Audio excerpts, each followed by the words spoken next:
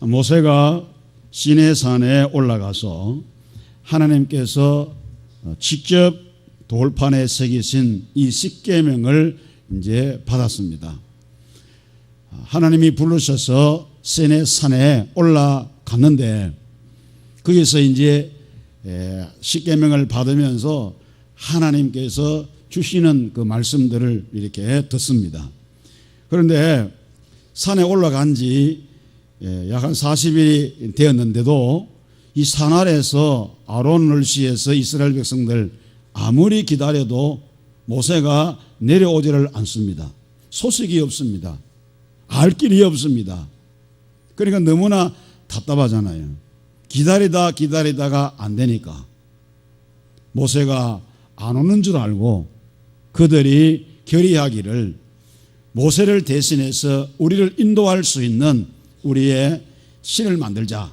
다시 말하면 여호와 하나님, 자기들 하나님을 만들자 이렇게 써요.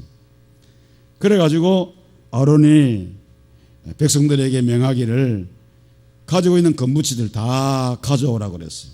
사람들이 얼마나 많이 가져오는지 그걸 다 모아가지고 금으로 송아지를 만들었습니다. 그리고 난 다음에 이 송아지가 자기들의 신이라고 하면서 그것을 숭배하고 온 백성들이 그 금송아지를 중심해서 음탕한 축제를 벌이기 시작합니다. 하나님께서 이러한 이스라엘 백성들의 그 타락한 모습을 보시고 엄청나게 진노를 하십니다. 그래서 아예 이스라엘 백성들을 다 진멸해 버리시고 모세 한 사람을 통해서 큰 나라를 만드시겠다고 모세에게 그렇게 말씀하시는 겁니다. 이러한 하나님의 진노는 모세가 상상도 하지 못할 그런 실로 엄청난 그런 진노가 아닐 수가 없는 것입니다. 그래서 모세는 큰일 났습니다. 그래서 하나님 앞에 엎드려서 이스라엘을 위하여 중보의 기도를 드리는 겁니다. 출애굽기 32장 11절로 13절에 보면 이런 말씀입니다. 하나님께서 이스라엘 백성들을 애굽에서 인도해 내신 것은 그들을 진멸하려고 하시는 것이 아니고 망하게 하시려고 멸망시키려고 그들을 인도해낸 것 아니시니 주의 맹렬한 노를 그치시고 주의 진노를 그치시고 저들을 살려달라고 하나님 앞에 엎드려서 중보 기도하시는 것입니다. 얼마나 간절하게 기도했던지 하나님께서 이 모세의 중보 기도를 들으시고 맹렬한 진노를 하나님께서 그치셨습니다. 그래서 모세는 하나님께서 직접 돌판을 만드시고 직접 새기신 이 십계명 돌판을 들고 이제 산 아래로 내려옵니다. 모세가 하나님이 직접 만드시고 그리고 새기신 그 십계명 두 돌판을 가슴에 안고 산에서 내려와서 이스라엘 백성들이 있는 그 진영 가까이 와보니까 정말로 하나님께서 크게 진노하실 만한 광경이 모세의 눈앞에서 벌어지고 있는 것입니다. 먹고 마시고 춤추고 음탕한 행동하고 이러면서 타락한 음탕한 축제가 막 벌어지는 그 모습이 모세가 봐도 하나님께서 이 엄청난 진노를 하실 만하다라고 생각이 되어졌습니다. 그래서 모세는 패역한 백성들의 그 작태를 보고 도저히 참을 수가 없어서 들고 왔던 그 십계명 돌판을 이스라엘 백성들을 향하여 던져버렸습니다. 그 금송아지를 향하여서 던져버렸습니다. 그랬더니 그 돌판이 금송아지에 떨어지면서 이 돌판도 깨어져 버리고 금송아지도 박살나버리고 말았습니다. 여지없이 깨어져 버리고 말았다는 사실입니다. 성도 여러분, 이것은 뭘 말해주느냐? 십계명이라고 하는 하나님의 법이 하나님께서 돌판에 새겨주신 그 십계명이라고 하는 하나님의 법이 더 이상 그들에게는 소용이 없다는 것입니다. 더 이상 그들에게는 필요가 없다는 것입니다. 다시 말하면 십계명을 통해서 하나님과 이스라엘 백성들이 맺은 언약이 깨어져 버렸다는 것입니다. 언약이 깨어져 버렸다는 것입니다. 그렇지만은 모세가 그 하나님께로부터 받은 돌판을 깨뜨려 버렸지만은, 그러나 모세가 깨뜨린 것은 법이 깨어진, 법이 새겨진 증거 돌판이지 그 법 자체가 깨뜨려진 것은 아니라는 사실이죠. 그 법 자체가 사라져 버렸다는 것은 아닌 것입니다. 모세가 하나님께서 직접 만드신 증거판에 직접 새기신 하나님의 법 자체를 깨뜨린 것은 아니라는 것입니다. 단지 하나님과 언약을 맺었던, 이스라엘 백성들과 언약을 관계를 맺었던 그 언약 관계가 깨어져 버렸고, 하나님께서 주신 그 법이 이스라엘 백성들에게는 전혀 소용이 없게 되어버렸다, 아무런 의미가 없게 되어버렸다는 것이지 법 자체가 사라져버리고 깨어져 버렸다는 사실은 아니라고 하는 것입니다. 이런 사실을 오늘 우리는 본문에서 하나님께서 모세를 불러가지고 명령하시는 말씀에서 또한 분명히 알 수가 있습니다. 출애굽기 34장 1절로 2절입니다. 여기 보니까 이렇게 말씀합니다. 여호와께서 모세에게 이르시되 너는 돌판 둘을 처음 것과 같이 다듬어 만들라. 네가 깨뜨린 처음 판에 있던 말을 내가 그 판에 쓰리니, 이렇게 말씀을 하고 있습니다. 하나님께서는 모세에게 다시 돌판을 준비해서 올라오라 말씀하십니다. 첫 번째는 모세가 그냥 올라갔습니다. 하나님이 직접 돌판을 만드시고 거기에 직접 새겨주셨습니다. 그런데 그 돌판이 깨어지고 언약 관계가 깨어져 버렸습니다. 다시 하나님은 모세를 부르실 때, 올라올 때에 그냥 올라오는 게 아니라 네가 직접 돌판을 만들어서 가지고 올라오라고 말씀합니다. 내가 거기에다가 똑같이, 처음에 있는 그거 똑같이 내가 쓰리니 네가 돌판 만들어 가지고 올라오라, 이렇게 말씀하십니다. 십계명판을 깨뜨린 당사자가 모세이기 때문에 모세에게 그 판을 다시 준비하도록 하나님께서 명하신 것을 우리가 알 수가 있습니다. 그러니까 두 번째 돌판은 하나님이 직접 만드시지 않으시고 모세가 만들어야 했다는 것입니다.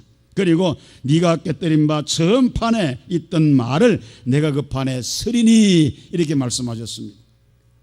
이 말씀은 첫 번째 돌판에 새겨진 십계명과 동일한 내용으로 두 번째 언약을 맺으시겠다고 하는 것입니다. 이것은 여기서 세우는 언약이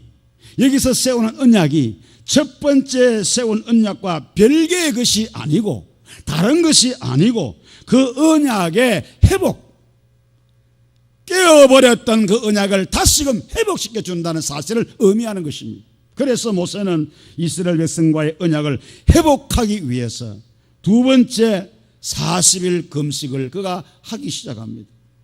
이것은 한번 파괴된 관계를 다시 회복한다는 것은 그만큼 더 힘들다는 사실을 보여주는 것입니다. 모세의 중보로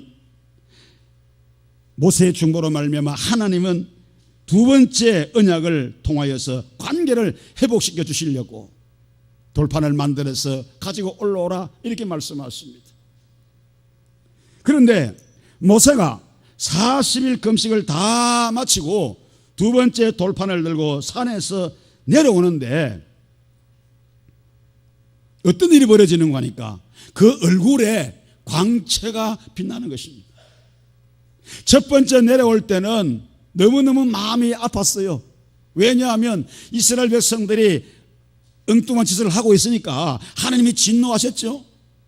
직접 와보니까 그런 장난이 일어나고 있으니까 모세 마음이 얼마나 상했겠습니까. 그런데 두 번째로 돌판을 만들어서 하나님께 올라가서 40일 기도하고 올라가서 하나님께로부터 직접 처음과 똑같은 내용의 계명을 기록받아가지고 다시 내려오는데 그때에는 모세의 얼굴에 어떤 현상이 일어나는가 하니까 영광의 광채, 하나님의 광채가 모세 얼굴에, 피부에서부터 빛이 났습니다. 환하게 빛이 났어요. 그런데 모세는 알지를 못했어요. 모세는 몰랐어요.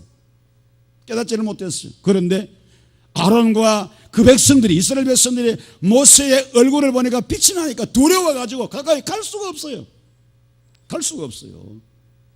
유명한 설교자 알렉산더 맥클라렌이라고 하는 목사님은 이런 사실을 가리켜서 뭐라고 말씀했는가 하니까 복된 무의식이다, 이렇게 말씀했어요. 복된 무의식. 하나님과 깨어진 언약의 관계가 다시금 회복되어졌을 때에, 하나님과 관계가 다시 회복되어졌을 때에 그 모세의 얼굴에는 상심의 얼굴이 아니라 빛난 광채, 영광의 하나님의 광채가 모세 얼굴에 나타났다는 사실입니다. 그런데 모세는 몰라요. 자기는 몰라요. 이것을 맥갈라렌 목사님은 복된 무의식이다 이렇게 말했습니다. 오늘 사랑하는 성도 여러분, 오늘 우리에게서도 하나님의 영광의 광채가 나타나기를 주의 이름으로 축원합니다. 하나님을 가까이 하고 하나님 말씀 속에 거하고 하나님의 관계가 회복된 사람들에게는 날마다 하나님을 가까이 하고 하나님 안에 내가 있고 내 안에 하나님이 계시고 주의 말씀이 내 안에 내가 주님 안에 날마다 연합해서 살아가는 하나님의 백성들에게는 이와 같이 그 얼굴과 그 모습에서 하나님의 영광의 광채가 빛나는 것을 믿으시기를 축원합니다. 자기는 몰라요. 자기는 모르지만 다른 사람들이 볼 때는 얼굴이 달라져요. 여러분 그렇지 않습니까? 우리 성도들, 은혜 생활하는 성도들을 가만히 보면 그 얼굴이 막 환하게 빛이 나요. 그래서 영안이 열린 사람은 그 사람의 얼굴을 보게 되면 빛이 환하게 시작합니다. 그런데 아론과 이스라엘 백성들은 죄를 짓고 하나님의 진노가 그들에게 머물러 있었기 때문에, 그렇잖아요. 하나님을 떠나고 하나님 무시하고 멸시했으니 죄를 짓고 그리고 타락하고 그랬으니 하나님의 진노가 그들 위에 머물러 있었지 않습니까? 그런데 자기들에게는 죄가 머물러 있었기 때문에 자기들의 죄, 다시 말하면 형벌, 하나님의 진노 이런 것을 깨닫지를 못했습니다. 죄를 지어도 죄인지도 모르고 하나님의 진노와 심판이 자기들 머리에 임박해 있음에도 불구하고 이 사실을 깨닫지 못하는 거예요. 이걸 가리켜서 맥갈라렌 목사님은 뭐라고 말했나 하니까 비극적 무의식이라고 말씀했습니다. 비극적 무의식. 오늘 우리 가운데 이런 분이 있는지를 몰라요. 자기가 지금 하나님을 떠난 가운데서 하나님과의 관계가 깨어진 상태 속에서 하나님 따로 나 따로 살면서 죄를 먹고 마시면서 죄악 가운데 빠져가지고 그렇게 살아가면서도 자기 자신이 하나님 안에 있는 줄로 착각을 하고 죄 속에 머물러 있으면서 하나님의 심판과 진노가 임박해 있음에도 불구하고 이 사실을 깨닫지 못하고 있는 사람들이 있다고 하는 것입니다. 얼마나 비극적인 사실입니까? 하나님께서는 두 번째 돌판에 십계명을 주시면서 그것을 어떻게 하라고 했는가 하면 조각목으로 만든 언약궤에 넣으라 이렇게 말씀을 했습니다. 그리고 언약궤에 넣으라고 하시면서 주신 말씀이 있어요. 그게 뭔가 하면 신명기 10장 12절에서 16절에 보니까 말씀을 이렇게 말합니다. 네 하나님 여호와를 경외하며 그 모든 도를 행하고 그를 사랑하며 마음을 다하고 성품을 다하여 네 하나님 여호와를 섬기고 내가 오늘날 네 행복을 위하여 네게 명하는 여호와의 명령과 규례를 지켜라 이렇게 말씀했어요. 이 말씀은 두 번째 십계명을 돌판에 새겨서 언약궤에 넣으라, 조각목으로 만든 언약궤가 있는데 쉽게 말하면 후대 그것이 뭐냐, 법궤가 되어버렸어요. 법궤. 그 궤에다가 넣으라고 하셨는데 그 넣으라고 하신 하나님의 뜻이 무엇인가를 이 신명기 10장 12절에서 16절의 말씀에서 가르쳐 주는 거예요. 조각목을 가지고 궤를 만들어서 거기에 십계명 돌판, 두 번째 받은 돌판을 집어넣어 보관해라고 했잖아요. 그러면서 주신 말씀이 뭡니까? 여호와를 경외하여 그 모든 도를 행하고 그를 사랑하고 마음을 다하고 성품을 다하여 네 하나님 여호와를 섬기고 내가 오늘날 네 행복을 위해서 네게 명하는 여호와의 명령과 규례를 지키라 이렇게 말씀했어요. 이 말씀은 십계명을 언약궤에 넣으라고 하신 하나님의 뜻이 무엇인가를 우리에게 보여주는 말씀인데 그 하나님의 뜻은 바로 이겁니다. 마음을 다하고 성품을 다하여 하나님을 사랑하고 섬기라, 바로 이것입니다. 여러분, 십계명을 한마디로 요약하면 계명이 10가지잖아요. 10가지 계명, 10계명을 한마디로 요약하면, 한 단어로 요약하면 뭔 줄 아십니까? 한번 따라합시다. 사랑. 사랑이에요. 저를 보십시오. 10계명 10가지 계명인데 이 계명을 한 단어로 요약해서 말하라 그러면 사랑입니다. 다시 말하면 율법의 강령이죠. 율법의 강령. 율법의 강령, 율법의 어뜸도 사랑입니다. 예수님께서 율법사가 찾아와서 율법 중에서 어느 계명이 큽니까라고 물으셨을 때에 이렇게 대답하셨습니다. 마태복음 10장 37절로 38절 말씀에 마음을 다하고 목숨을 다하고 뜻을 다하여 하나님을 사랑하라. 이것이 크고 첫째 되는 계명이요 둘째도 그와 같으니 내 이웃을 내 자신같이 사랑하라 말씀했어요. 여러분, 율법의 어뜸이 뭐냐면 사랑이에요. 첫째는 뭡니까? 마음을 다하고 성품을 다하고 뜻을 다해서 네 하나님 사랑해라. 이것이 첫째요. 두 번째는 뭡니까? 또 이와 같으니 네 이웃을 네 몸같이 사랑해라. 이게 바로 주님께서 말씀하신 거거든요. 그러니까 이 두 가지를 하나로 뭉치면은 사랑입니다. 하나는 뭐예요? 하나님 사랑하는 거. 하나는 뭐죠? 이웃을 사랑하는 거. 사람을 사랑하는 거. 이겁니다. 이 두 가지 다 합치면 사랑이라는 한 단어로 요약할 수가 있는 것입니다. 역시 10계명을 구분해 보면 1계명부터 4계명까지는 하나님께 대한 계명으로서 하나님 사랑을 주제로 하고 있습니다. 그리고 5계명부터 10계명까지는 이웃 사랑을 주제로 하고 있어요. 사람에 대한 계명으로서 이웃 사랑을 주제로 하고 있습니다. 그렇기 때문에 10계명도 뭡니까? 하나님 사랑, 이웃 사랑. 여러분, 예수님이 십자가에 달리신 십자가 있잖아요. 이 십자가도 보면 두 개의 막대기가 연결되어서 만들어진 겁니다. 하나는 뭡니까? 위에서부터 아래로 내려지는 이 수직적인 이 막대기, 수직적인 막대기. 또 하나는 뭡니까?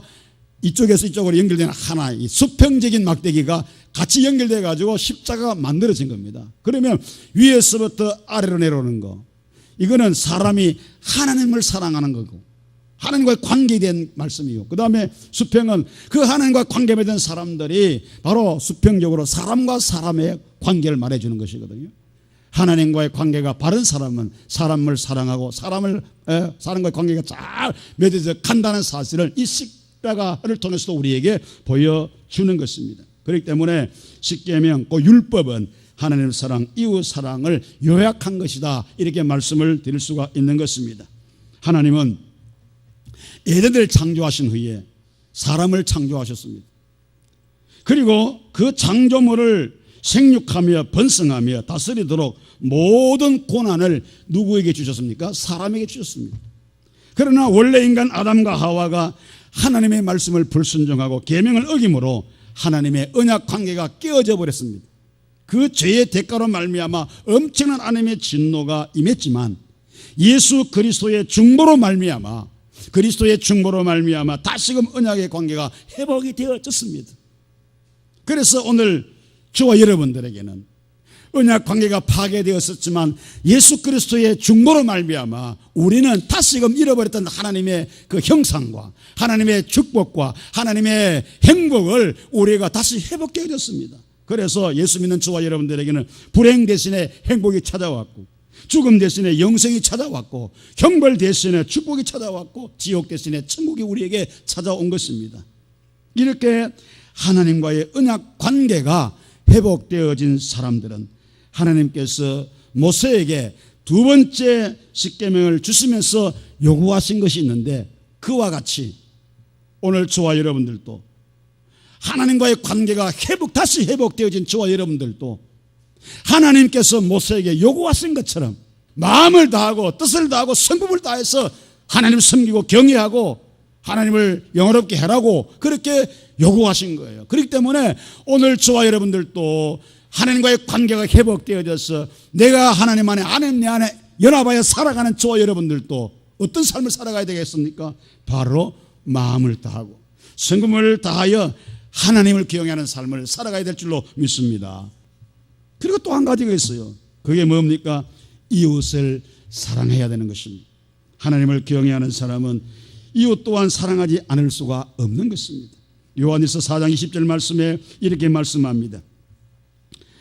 누구든지 하나님을 사랑하노라 하고 그 형제를 미워하면 이는 거짓말하는 자니 보는 바 그 형제를 사랑치 아니하는 자가 보지 못하는 바 하나님을 사랑할 수 없느니라. 이렇게 말씀했어요. 여러분들이 입술로 고백하고 마음으로 고백하고 시인하고 정말로 여러분들이 하나님을 사랑한다면 예수 그리스도의 피로 말미암아 우리와 같이 그리스도의 몸된 교회의 지체가 된 우리의 형제들, 우리의 이웃들 반드시 사랑해야 됩니다. 진짜 우리가 하나님 사랑한다면 사랑하지 않을 수가 없는 거예요. 형제를 사랑하지 못하면서 하나님을 사랑한다고 말하면 그 사람은 뭐하는 사람이라고? 거짓말장이라고 말씀했어요. 말씀을 정리합니다. 십계명은 사랑으로 완성이 되는 것입니다. 십계명은 사랑으로 완성되는 것입니다. 여러분, 하나님이 주신 율법 있잖아요. 하나님이 우리에게 주신 율법을 우리가 어떻게 다 행할 수 있겠습니까? 갈라디아서 3장에서 뭐라고 말했습니까? 누구든지 율법 아래 있는 사람들은 다 저주받은 자라, 저주 아래 있는 자라고 말했는데 우리가 율법을 다 행함으로써 구원을 받을 수 있겠지만 행할 수가 없기 때문에 다 율법 아래 있는 사람은 저주 아래 있다, 이런 말씀이었습니다. 그러나 중요한 것은 뭡니까? 우리 주님께서 십자가에서 죽으심으로 말미암아 율법의 요구를 다 주님이 충족시켜 주셨어요. 살찌고 피 흘려 죽으심으로 말미암아 그 십자가상에서 율법이 요구하는 그 모든 요구들을 주님이 다 충족시켰어요. 그렇기 때문에 우리가 율법을 완성시키는 삶을 살아갈 수 있는 비결은 뭡니까? 바로 사랑으로 완성이 된다고 하는 것. 하나님을 사랑하고 이웃을 사랑하는 것으로 율법이 완성되어진다는 사실을 저와 여러분들은 믿으셔야 될 줄로 믿습니다. 이렇게 될 때에 진정한 언약의 관계가 회복되어질 것이고, 언약 관계가 회복되어질 때에 우리의 모습에서 영광의 광채가 나는 것이고, 나는 모르지만은 사람들이 나를 바라볼 때에 정말로 하나님의 광채가 빛난다라고 말할 수가 있을 것이고, 그게 뭡니까? 복된 무의식이다 라는 사실입니다. 하나님 관계가 깨뜨려지고 흩어지고 떠나가는 사람들, 그래서 하나님의 진노와 하나님의 멸망이 그들에게 임박해 있음에도 불구하고 깨닫지 못하고 알지 못하는 그들을 향하여서 비극적 무의식이라고 할 수 있는데, 오늘 우리는 절대로 비극적 무의식의 주인공이 되지 말고 하나님과의 언약 관계가 회복되었으므로, 그리고 하나님을 사랑하고 섬기고 이웃을 사랑함으로써 우리의 이 모습이 회복되어져서 우리에게서 하나님의 빛난 영광의 강치가 빛나고 수많은 사람들이 우리를 볼 때에 그 모습을 보고 하나님께 함께 경배하고 경외하는 그런 역사가 일어나야 될 줄로 믿습니다. 오늘 우리의 삶에 하나님의 영광에 빛난 그 광채가 드러나는 복된 무의식의 복을 누리시며 주인공이 되기를 주의 이름으로 축원합니다.